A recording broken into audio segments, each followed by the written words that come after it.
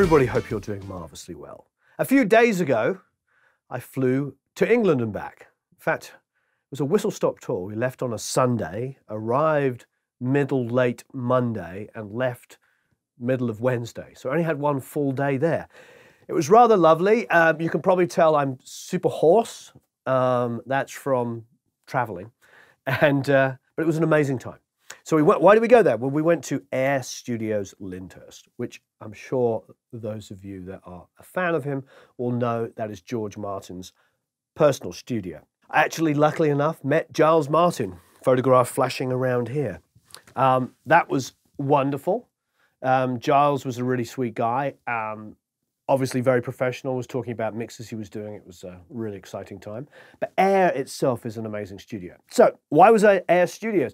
It was because of Universal Audio. Universal Audio run by Bill Putman. That is the son, of course, of the legendary Bill Putman, who owned United Western Recorders. We're talking a little miniature dynasty here of incredibly talented engineers, electronics engineers, more importantly. Bill Putman designed so much musical equipment that you see everywhere in every studio. It's absolutely phenomenal. So his son now, of course, runs Universal Audio and makes some incredible plugins that everybody knows about.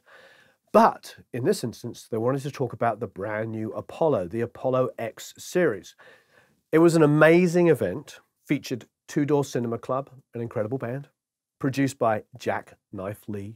The engineer who did the string session was Olga Fitzroy, who has credits as long as your arm. It was an incredible event. Now, I went down with a little tiny portable camera and a cell phone. I didn't bring, you know, Eric or Andrew, much to their chagrin, I'm sure. So it was very punk rock. So the quality of this is not going to blow you away, but it will give you an idea of what it was like. I got to meet Andrew Sheps down there and Chad Blake. Fabrice, Fab DuPont was down there working for Universal, demonstrating the Apollo as well. It was really, really wonderful. It was an amazing time. Of course, my wife came in as well because she's a professional photographer and came in and took a whole bunch of photos. So some of these photos you're seeing flashing around will actually be Karsh's photos. It was an amazing time. Oh, and I saw Steve Levine as well. You'll see him in there. Steve is an incredible producer who probably most famously did all of the Culture Club stuff in the 80s, Karma Chameleon and all those other amazing songs. So check out the video. The latest incarnation of the Apollos, the third generation. You know, as with everything we do, I really thought we gave the first Apollo everything we had and thought it was going to be successful, but we had really, really no idea how successful it was going to be. Like literally, that's true. We totally underestimated success, and one of the most rewarding things for me is when I get to talk to people like yourselves, the customers, and they get to tell me how it's been part of their creative process. And you know, today what you're going to see are 3 stations. You're going to see kind of the creation of a song from the initial ideation, using an Apollo in that situation and what it offers, to a tracking session with some overdubbing, again using all Apollo, and then finishing the song. And you already know what, because you know the composer, but I wanted that to be a surprise to what other noise is going on over there. But again, it's all Apollo, and we're here at Air Lyndhurst, and just the cream of the crop, the very top. So really showing how Apollo has found its home in all aspects of music ideation and creation, all the way to recording an entire symphony. All with Apollo, and you can do an entire album. Hi Miles, here tour again. Hey Miles. You guys ready? Have some fun. We're going to go upstairs to the pre-production studio. I'll be available to studio. I'll get it over.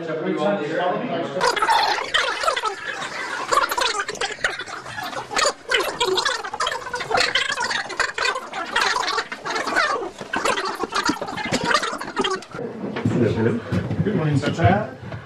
Some honored guests here today. Hey Fab. Hello, guests here today. How are you? How you doing? I'm good, my friend. Have a seat. Take a load off. How are you? You doing marvelously well? I'm doing fabulously well. Okay. Which is my equivalent of marvelously well. Well, you do have a name of Fab, so yes, it makes perfect sense. It. Welcome to the first stop in a 3-stop journey. What's happening today is this Two Door Cinema Club band has a song called Sun, and it's from 2012, and it's being rebuilt from scratch to show a little bit the modern workflow of making music. In this room, which is the pre-production room, obviously we have a 800 channel SSL here, which we're not using. Everything this is to illustrate the modern workflow of people who are doing, you know, beats or writing songs at home. And most often than not, they're working off a laptop. They have a couple pieces of hardware, and they need an interface or something. And this is to illustrate the new Apollo X6, which is the new product that they just came out with, which I listened to about a month ago. They sent it to me to listen to a month ago, and I think it's really, really badass sounding, to be technical. It really is another level of sound quality on the Apollo. We all know the Apollo is really amazingly useful and full featured box, and the real-time stuff is really valuable, but they really managed to bring it to another level of sound, in my opinion. I urge you to listen to it as soon as possible. The whole line from Apollo Next Gen is being moved to Apollo X, and so you have the Apollo 16X, 8PX with 8 preamps, the Apollo 8X with 4 preamps, and then they're adding this, which is the Apollo S6. And the Apollo S6 is a very smart move, I think, on UA's part. Basically, it is the innards are full Apollo, but the I/O is tailored to people who just work at home and maybe they only do 2 channels, not 8 channels of preamps, so 16 channels of I/O. So you have 2 preamps, 6 in, 6 out, the monitor section, talk back. You can actually do surround monitoring. There's a surround monitoring functionality in there. And then that is very nice headphone preamps, new headphone preamps, really wonderful. And then you have 60 DSPs. As opposed to 40 DSPs in the previous model. So it's basically everything Apollo Next Gen was, with 50% more DSP. And here is a product that is designed to be able to be right under $2,000. So you can get to Apollo under $2,000 with the same quality of sound as an Apollo X16, but in this format. And I think this is going to be great for people who do beats or people who work in Ableton Live and stuff like that. So to illustrate the workflow is, I have the 808 here, right? And I don't have a DAW launched. There's no DAW. I'm just working in console, and I can hear it. I don't have to create a track, find an input, find an output, think about anything. I just plug the thing in. If I'm a guitar player, I can plug in here. If I'm a vocalist and I need some effects, something, I have the preamp in the back, and I just work. And the other thing that's amazing about that is if I want to, let's give the bass drum a little bit of gain. If I want to compress this, I can do it in real time. I don't have to stop transport or just stop the beatbox, and I can process in real time like if I had hardware. And I can record that into my DAW, and I don't have any latency. And I can decide to record or just monitor. And it's really like having all the hardware in the world in the box on the way into your DAW. And it really is, it's just nice. And for me, when I produce records, I try to be creative. At the speed that we have to create records these days, there's no time to go get whatever it is that's in the other room and set it up and make sure it still works and connect it and stuff like that. You basically do this, and it really allows you to be super creative very, very fast. A lot of kids come to me to mix their records, and they know that whatever they do that's supposed to be scratch may end up on the record. And so it's really important to have world-class quality of everything from the very minute you start working.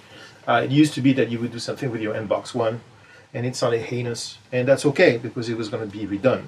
But that's over. I just mixed the whole record that was done 100% in hotel rooms with an Apollo Twin Mark II.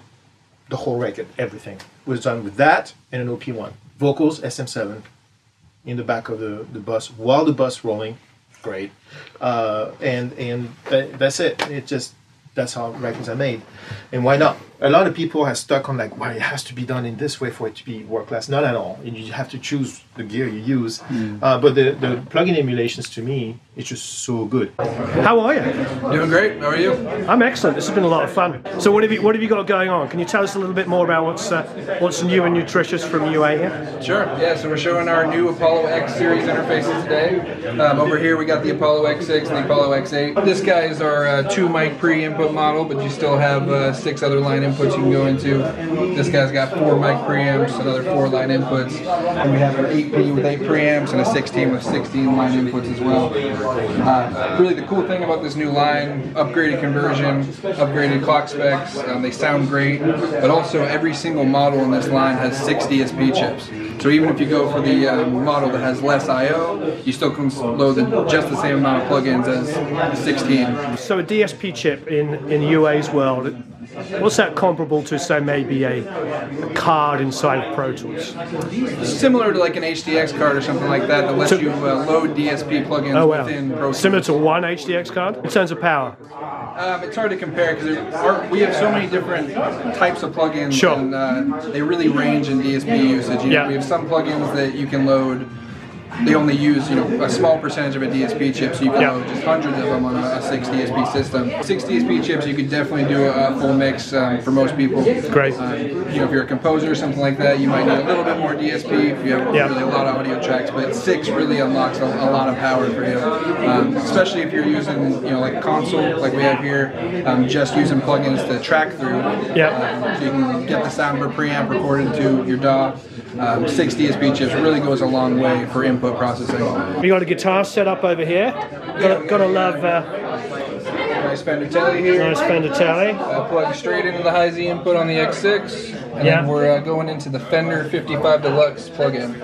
And we have this loaded in the Unison slot here, which what that means is when you load a plugin in the Unison slot, it actually controls the physical impedance of the input on the interface. So we match the impedance of the original Fender 55 Deluxe, so that when you plug in, you get the same exact impedance, it feels exactly the same, it sounds exactly the same. It's really, really close to the hardware. And it looks like it's mimicking a 57 or a Royer. Yeah. This particular plugin, you have all the amp controls up here, then you also have mic controls down here, and there's a couple different options for mics. Oh wow, and placement. And placement. You can put them off axis or on axis. You can control the level of each mic, kind of mix them together. It's more than just an amp tone. You're getting the sound of an amp professionally recorded in a really nice room. That's really fantastic. And you're using Blue headphones. Shout out to Blue. Yeah, Blue headphones. Great. Sound great. And what do we have next over here? Over here we got the X8. So it's again the same number of DSP chips. You got 6 DSP chips in this model. Just have 4 mic preamps instead of the 2 mic preamps in the X6. So if you need a few more simultaneous microphone inputs, this would be what you go for. We went for neutral, transparent as possible, which is kind of the nice thing. When you just load the Apollo up with no Unison plugin on it, you get a very neutral, transparent sound, and then you have all these Unison plugins that you can load on top of that, which really gives you much more drastic tones. I'm tracking an album at the moment where the guitar player uses an Apollo Twin. We thought we'll be clever. We'll just use our nice, expensive, you know, Neve 1073.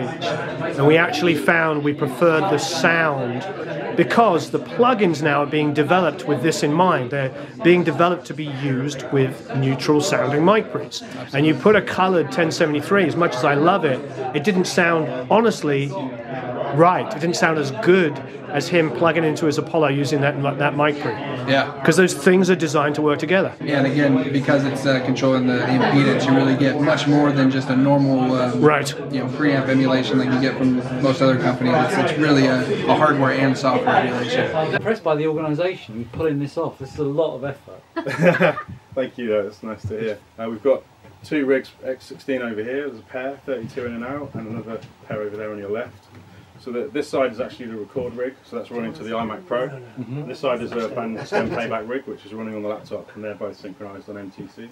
So we're doing that because we're running Pro Tools as a 32 I/O limit with the Apollos as a native interface. But effectively what we wanted to do was take the sort of flagship converter in the X series and just drop it straight into Airs, the Lyndhurst control room, where they would previously have their Pro Tools rig and just have their workflow. So we tried to stick pretty tried and tested to Olga's recording method. So we've got about 50 mics out there on a 54-piece orchestra. The mics are getting summed down, obviously standards you'd expect, like M50s, Decatry, that kind of stuff. Remote Neve 1081 style mic pre's in the room, so a very short signal path from mic to pre into the board, and then straight from the board by a patch to the Apollo. So what you're about to hear is effectively completely flat. There's barely any board EQ, am I right? There's no board EQ. Absolutely nothing, and there's nothing on the Apollo, so we're not tracking with plugins. It's just the pure quality of the converters of the X16.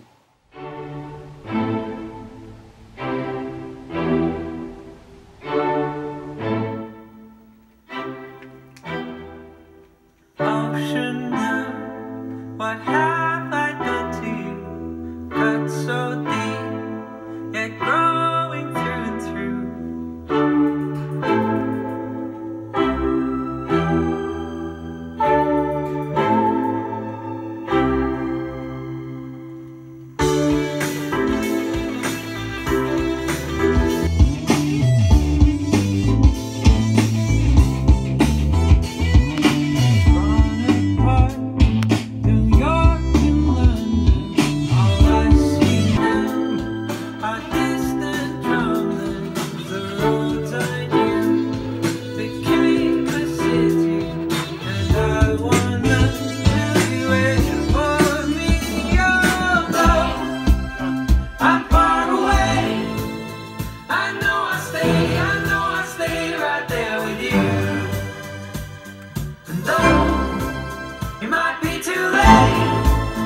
What would you say? What would you say? What would you do?